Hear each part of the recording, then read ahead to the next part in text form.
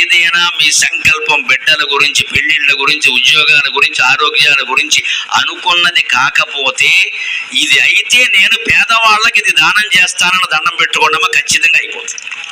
మనుషులు ఏదన్నా అనుకుంటే పూర్వజన్మ కర్మ ఫలం అడ్డం వచ్చి అది కాకుండా చేస్తుందండి. ఒక్కోసారి మన ప్రయత్నం చేస్తాం, అవ్వదు. ఎంత ప్రయత్నించినా అవ్వదు.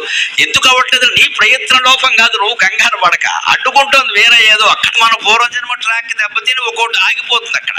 అది తప్పిపోయి మనకి ఫలితం కలగాలి అంటే వెంటనే ఇది నాకు తప్పనిసరిగా అవ్వాల్సిన పని, మంచి పని కాబట్టి ఇది అయితే నేను 10,000 రూపాయలు పేదవాడికి దానం ఇస్తా, 10 మందికి పంచెలు చీరలు పెడతా అని దండం పెట్టుకుని పేద వర్గాలకి దానం చేయండి, వెంటనే అది ఫలితం ఇస్తుందమ్మా. వ్యాసుడు మహాభారతంలో చెప్పిన మాట ఇది మామూలుది కాదు. దాతవ్యంచ అనసూయత, ఎటువంటి అసూయ లేకుండా ఇచ్చేయి. దానం దానం దానం దానం వల్ల కలిగే పుణ్యం మామూలైంది.